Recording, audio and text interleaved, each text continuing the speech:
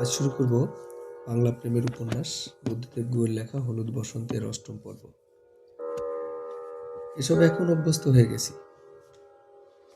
এই উত্তাপহীনতা, এই ব্যথা পাওয়া, এই নিজেকে ছোট করার সীমা লঙ্ঘন, এই সব কিছুতে আমি অভ্যস্ত হয়ে গেছি। আমি একটুও ভালো নেই। আমার মনে পড়ে না নয়না কোনো ব্যাপারে আমার অনুরোধ রেখেছে, আমাকে কোনো অবকাশে অপমান না করেছে, আমার কোনো আশাকে সে সফল করেছে। শিলং থেকে রোজ রাতে নয়নাকে একটি করে চিঠি দিয়েছি। সকাল থেকে রাতে কি করলাম লিখেছি। রোজ শোবার সময় পাশ থেকে ওর ছোট্ট ফটোটি বের করে শুয়ে শুয়ে দেখেছি। ওর ছবির দিকে চাইলে মনে হয় না ও এমন নিষ্ঠুর হতে পারে, এমন বিবেকহীন হতে পারে। রোজ শোবার সময় আমি ওর জন্য শুভকামনা করে ঘুমিয়েছি। কাজের অবকাশে, পাখি ডাকা দুপুরে, ঝাউবনে দোল দেওয়া হাওয়ায় যখন রোদের বাঁকা ফালি এসে পড়েছে, পাইন উডের হোটেলের কাঠের ফ্লোরের বিরাট ডাইনিং রুমের পর্দা দেওয়া জানলার পাশে বসে আমি একা একা লাঞ্চ খেয়েছি আর নয়নার কথা ভেবেছি। আমার সজ্ঞানে আমার চোখ খুলে নয়না যা পছন্দ করে না তেমন কোনো কিছুই যে আমি করতে পারি, এমন ভাবনাগুলিকে পর্যন্ত আমি ট্রাউজারের চোরা কাটার মতো একটি একটি করে উড়ে ফেলেছি। প্রতিদিন দুপুরে ও রাতে ম্যানেজারের অ্যাসিস্ট্যান্টের কাছে খোঁজ করেছি চিঠি এসেছে কিনা। তার সঙ্গে বসে ডাক বিভাগের নিরীহ কর্মচারীদের গাফিলতির তীব্র নিন্দা করেছি। ভেবেছি চিঠি না পাওয়ার জন্য ওরাই দায়ী। হয়তো কিছুই লিখতো না নয় না, হয়তো লিখতো সুধার টেবিল টেনিস টুর্নামেন্ট আরম্ভ হয়েছে, ওদের অ্যালসেশিয়ান কুকুরটার শরীর ভালো যাচ্ছে না, ওর পড়াশোনার চাপ চলছে ইত্যাদি। ও যে কোনোদিন চিঠিতে আমাকে এমন কিছু লিখবে যা পরে ওর বিপদ ডেকে আনতে পারে তা আমি মনে করি না। তাছাড়া ওর ব্যাপারে, বিশেষ করে ওর লেখা চিঠি দেখে ওকে ব্ল্যাকমেল করে ঠকানোর কথা আমি অন্তত মনে করতে পারি না।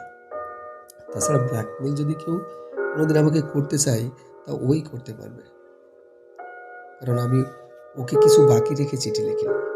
একজন সৎ বংশজাত ছেলে, একজন বংশজাত মেয়েকে কিছুই বাকি না রেখে ভালোবেসে যেমন করে চিঠি লিখতে পারে আমি তেমনি করেই লিখেছি। এই চিঠিগুলোর জন্য হয়তো ভবিষ্যতে অনেক নিগৃহীত হতে হবে আমাকে। অনেকে হয়তো অনেকেও গায়ে থুতু দেবে। আমার কি হবে তা নিয়ে আমি কখনোই ভাবিনি, কারণ আমার ভালোবাসার কোনো মেকি ছিল না, আজও নেই। ও যদি আমার উজাড় করা ভালোবাসার প্রতিদানে আমায় আরো শাস্তি দিতে চাই তা দেবে। আমার অধিকার বোধহয় শাস্তি দেয়। পুরস্কারের ভাগ্য করিতে জন্মে জন্মায়নি। কিন্তু আমি তোর কাছে প্রেমপত্র প্রত্যাশা করিনি। শুধু ও কথা দিয়েছিল যে একটা চিঠি দিবে, 5টা নয়, 10টা নয়, মাত্র একটা চিঠি। এই প্রতিশ্রুত একটি মাত্র চিঠিও আমাকে দেয়নি। আসলে আমিও যে একটা মানুষ, একটা রক্ত মাংস শরীর হৃদয়ের মানুষ, তা বোধহয় নয়না কোনোদিনও ভেবে দেখিনি। আমি কি ব্যর্থ প্রেমিক? হয়তো ব্যর্থ, আমি ব্যর্থ, কারণ আমি নিজেকে সার্থক করতে পারিনি। কিন্তু তা বলে প্রেম কখনো ব্যর্থ হয় না, কারো প্রেমই কোনোদিনই ব্যর্থ হয়নি।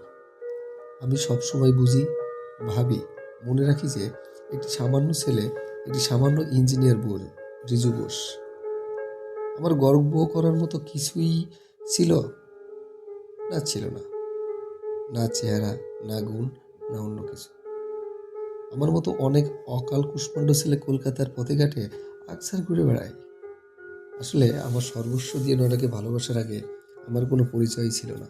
আমি একটি নেগেটিভ এন্টিটি ছিলাম। কিন্তু এখন আমি একজন মহৎ মানুষ। প্রেম আমাকে অনেক কিছু দিয়েছে, যা আমার কোনোদিনই ছিল না, যা কোনোদিনই আমি অন্যত্র পেতাম না। নয়না আমাকে কিছুই দেয়নি, এত বড় মিথ্যা কথা বললে আমার পাপ হবে। নয়না আমাকে যা দিয়েছে তার ঋণ শোধ করতেই আমার আবার এই পৃথিবীতে আসতে হবে। কিংবা হয়তো গত জন্মেও কিছু ঋণ ছিল, সে বোঝায় এখন হালকা করছি। কিন্তু এও তো সত্যি, নিজের কিছু মাত্রই না হারায়া নয়না আমাকে যা দিতে পারত তার কিছুইও দেয়নি। নয়না সে কথা আমার চেয়ে ভালো করে জানে। তবু ওর যদি বুদ্ধি বলে কিছু থেকে থাকে, যদি মন বলে কোনো পরিষ্কৃত বস্তু থেকে থাকে, তবে একদিনও বুঝবে যে যার বুকেই শুয়ে থাকুক না কেন, রিজু বোসের মতো আর কেউ এ জন্মকে ভালোবাসতে পারবে না। একদিন না একদিন এ সত্য তার কাছে সপ্রতিভ হবেই। ভুলে থাকার চেষ্টা করি, সব সময় চেষ্টা করি, কিন্তু ভারী দেখতে ইচ্ছে করে ওকে, বড় কথা বলতে ইচ্ছে করে, মনটা পাগল পাগল করে। মাঝে মাঝে আয়নার সামনে দাঁড়িয়ে নিজেকে খুব শাসন করি, বলি কলকাতা শহরে নয়না পিসি ছাড়া কি আর কোনো মেয়ে নেই? তোমাকে কি আর কেউ ভালোবাসতে চায় না? চায়নি কোনোদিন? তখনই যে আমি মনকে শাসন করে সে আমিকে ভীষণ করে ধমক দিয়ে অন্য আমি বলে, ইডিয়েটের মতো কথা বলো না, নয়না নয়নায়, নয়নার অভাব অন্য কাউকে দিয়ে পূরণ হয়। আসলে এই ছুটির দিনগুলোই জ্বালায়। যে নিম গাছটায় ঝরু ঝরু হাওয়া দেয়, স্থলপদ্ম গাছের সারিতে রোদের আঁচ লাগে, রঙ্গনদের ডালে মৌটুসি পাখি এসে কিস করে বলে, অমনি ভিতরের পাগলটা গরাদ ভেঙে বাইরে আসতে চায়। আমাকে চিঠি না লিখে ও যা অন্যায় করেছে তার কোনো ক্ষমা হয় না। প্রতিজ্ঞা করেছিলাম ওকে ভুলে যাব, অন্তত 1 মাস ওর সঙ্গে কোনো সংস্রাব রাখবো না। মানে ভেবেছিলাম ওকে একটু টাইট দিতে হবে। কিন্তু শিলং থেকে ফিরছি মাত্র 5 দিন। ফিরে আসার পরেই এই প্রথম ছুটির দিন, কিন্তু আর প্রতিজ্ঞা রাখা হয়ে উঠল না। ভাবলাম একটা টেলিফোন করেই না নয়নাকে, এবারের মতো ক্ষমা করে দেই। যেতেও পারতাম ওদের ওখানে, কিন্তু একা একা কথা বলতে পায় না। সোজা খেলার আলোচনা করবে, কোনো প্লেয়ার কোন টিমে গেল, এই সিজনে কে কটা গোল দিল। এখনও সেই কলেজের ছেলেই রয়ে গেছে। মাসিমা তার ননদের সেজ ছেলে দুর্গাপুরে কিভাবে অ্যাক্সিডেন্টে মারা গেল তার গল্প করবে। নয়নার মুখের দিকে ভালো করে একবার তাকাতে পর্যন্ত পারবে না। ওদের মুখের দিকে চেয়ে কথা শুনতে হবে, মাথা নাড়তে হবে, তারপর চা কফি খেয়ে রাগে গড়গড় করতে করতে চলে আসতে হবে। ফোন করা ফোনটা নয়না ধরল। ইস, বড়া তাজ। এ, আমি নয়না বলছি। কে, রিজুদা? হ্যাঁ, তোমার সঙ্গে কথা বলবো। বারে, তাহলে ফোন করা কেন, ছেড়েই দিই বলে হাসলাম। রাগে গা জ্বালা করতে লাগলো। ও আবার বলল, কেন কথা বলবে না কেন? কেন, তুমি জানো না? না, কি হয়েছে? তবে এলেন আপনি, তা দিয়ে কি হবে? আপনার সব কটি চিঠি পেয়েছি, প্রতিটি চিঠি দারুণ লিখেছে, ভীষণ ভীষণ ভালো লেগেছে। মানে এত ভালো লেগেছে যে দাদা এবং মাকেও দেখিয়েছে। কি করেছ? চিঠিগুলি দাদা এবং মাকে দেখিয়েছে। তুমি না প্রতিজ্ঞা করেছিলে আমার চিঠি কাউকে দেখাবে না? করেছিলাম, কিন্তু এই চিঠিগুলো দারুণ ভালো ছিল। এদের বেলা ওসব প্রতিজ্ঞা খাটে না। সুমিতাকেও দেখিয়েছি। কিছু বলার নেই, অনেকক্ষণ চুপ করে রইলাম। কি হলো, কথা বলুন। তুমি আমাকে চিঠি দাওনি কেন? ও খুব ক্যাজুয়ালি বলল, আর বলবেন না। জানেন, একদিন মনেও পড়লো, কিন্তু খামটাম ছিল না। লিখবো করে আর হয়ে উঠল না। আর কি বা লিখতাম? লিখিনি, ভালোই হয়েছে। ওরে, আপনি হয়তো হাসতেন।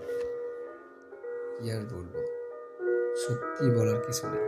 চুপ করে রইলাম। মনে বললো, তারপর? খুব তো বেরিয়ে এলেন। হ্যাঁ, বেড়াতেই তো গেছিলাম কিনা। শিলংয়ে উঠতে যা বমি হয়, ভদ্রলোক শিলংয়ে যায়, বমি হয়? সে কি, আপনি মেয়ে নাকি? ভীষণ রাগ হলো। বললাম, মানে? মেয়ে নাকি মানে কি? ট্রাক সান্ডা গুন্ডা মিলিটারির জাওয়ানগুলি গল করে সারা রাস্তা বমি করতে করতে যায় যে, তারাও বুঝি মেয়ে? নয়না হাসতে হাসতে, তা জানি না, কিন্তু খুব হাসি পাচ্ছে। আপনি দোলনা দুলতে পারেন? দোলনা আবার ছেলেরা চড়ে নাকি? পারেন? আমার গা গোলায়। সি, লোককে বলবেন না, সকলে হাসবে। একটু থেমেই বলবো, থাক, বাজে কথা থাক। এইটুকু আগে কথা ভাবছিলাম। আমার কি সৌভাগ্য, সত্যি। আপনার বন্দুকটা নিয়ে একবার আমাদের বাড়িতে আসবেন। কেন, পাগল কুকুর বেরিয়েছে নাকি? না, পাগল কুকুর নয়, টিকটিকি, মানে মোটা মোটা বিচ্ছিরি কুমিরের মতো গাটা, কালো দেখতে। কোথায়? আমার বাথরুমে, দেওয়ালে। এমন ভয় দেখিয়েছে না সকালে। সকালে বেসিনের সামনে দাঁড়িয়ে চোখ জলে ঝাপটা দিয়ে যেই মুখ তুলেছি, দেখি আয়নার নিচ থেকে একেবারে আমার নাকের সামনে উঁকি মারছে। চমকে উঠে এমন চিৎকার করেছি যে মা দৌড়ে এসেছে। পার্টিকুলারলি এই একটা টিকটিকি খারাপ, যেমন তেমন, যেমন দেখতে তেমন স্বভাব। বললাম, আমার মতো?